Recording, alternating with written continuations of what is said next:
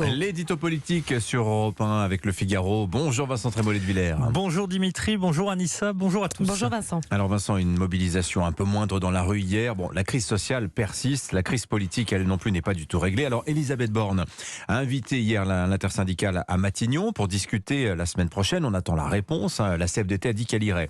Et elle cherche aussi politiquement à élargir sa majorité. Ceux qui rêvent de lui succéder poursuivent eux aussi le même objectif. Bon, tous sont en ligne de mire les députés LR, qui pourrait être la force d'appoint indispensable à la stabilisation d'une majorité. Est-ce que vous y croyez ? Aujourd'hui, pas du tout. Je n'y crois pas du tout. En tout cas, avec cette première ministre, avec ce gouvernement, c'est impensable. L'opération a échoué sur les retraites. Il n'y a aucune raison que ça marche mieux maintenant. En revanche, si le président décidait de changer de Premier ministre, ce serait plus incertain. Alors, je vous épargne toutes les combinaisons qui en ce moment naissent le matin et meurent le soir. Mais en schématisant, vous avez deux scénarios de remplacement d'Elisabeth Borne. Soit un Premier ministre venu de la droite, mais qui a fait ses preuves macronistes depuis longtemps, c'est-à-dire Bruno Le Maire, Gérald Darmanin, Sébastien Lecornu. Soit une figure venue du centre-gauche, par exemple Yael Braun-Pivet, Richard Ferrand ou Bernard Cazeneuve, doté d'un sens politique permettant de surmonter les contradictions. Les deux scénarios mèneraient à peu près au même gouvernement, c'est-à-dire un arc qui réunirait la gauche social-démocrate et la droite d'Éric Ciotti. Alors je reconnais que tout ça est baroque et qu'on s'approche un peu de Louis de Funès dans La folie des grandeurs. Vous vous souvenez, j'épouse le perroquet, je deviens reine, mais c'est le moment qui veut ça. Ces jours-ci, la politique, c'est plus Don Salluste que le prince de Machiavel. Mais les LR, est-ce qu'ils ont encore le choix ou non de s'allier à Emmanuel Macron ? C'est un parti que tout le monde dit moribond. Disons que c'est un parti qui ne se porte pas très bien, mais son concurrent présidentiel ne va pas beaucoup mieux. Et ces histoires de parti, en vérité, ça n'a plus beaucoup d'importance. Dans cette affaire, j'ai l'impression qu'on prend tout à l'envers. Sur la situation politique d'abord, c'est le macronisme qui est menacé de naufrage. Quand le Titanic est menacé de couler, l'idée c'est de chercher un canot pour s'en éloigner, pas de monter dans une barque pour essayer de rejoindre le plus vite possible l'orchestre sur le pont. Le deuxième contresens, c'est que l'on part du parti et pas du candidat. Dans ce cas, la coquille LR est vide, c'est entendu, mais celle de Renaissance aussi. Celle du PS pas moins, et le Rassemblement National sans Marine Le Pen et LFI sans Jean-Luc Mélenchon, ce n'est plus grand-chose.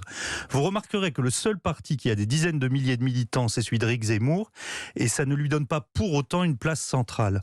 Donc si dans 3 ou 4 ans, Laurent Wauquiez ou David Lisnard ou Xavier Bertrand mènent une aventure présidentielle, naturellement un parti s'agrégera autour du prétendant. C'est exactement ce qui s'est passé en 2017 avec Emmanuel Macron. Donc la question, ce n'est pas celle du parti, mais celle du candidat. Et il reste à droite plusieurs candidats de talent.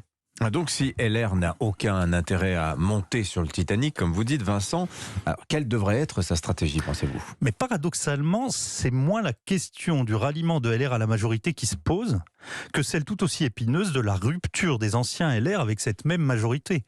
Édouard Philippe, Bruno Le Maire ou Gérald Darmanin, pour pouvoir incarner la rupture à l'intérieur ou à l'extérieur du gouvernement, ce que Nicolas Sarkozy avait fait magistralement avant 2007, doivent faire naître une espérance autre que la perpétuation du macronisme par d'autres moyens. C'est ce que Gérald Darmanin a commencé à faire hier avec son morceau d'éloquence sur l'extrême gauche à l'Assemblée. Alors à la fin, est-ce que la prime ira à ceux qui ont cru à Macron et s'en sont éloignés, ou plutôt à ceux qui depuis le premier jour s'y sont opposés ? Mais il est impossible pour le moment de répondre à ces questions, et c'est pour cela que pour LR, la plus grande urgence, c'est d'attendre. L'édito politique sur Europe 1. Merci Vincent Trémollet de Villers. Allez, du Figaro. La mobilisation faiblit et l'exécutif cherche la sortie. Tiens, l'interview politique dont on va parler aujourd'hui, c'est celle d'Emmanuel Macron dans Pif Gadget. Il répond. Alors, interview faite en février. Question posée par une petite jeune de 4e. Est-ce que vous pouvez quitter votre poste en plein mandat ? Lui demande Mélina. Réponse du président de la République. Si tu quittes le poste, c'est qu'il peut y avoir une grave crise et que tu es empêché. À ce moment, tu remets ton mandat aux Français. Le peuple vote à nouveau.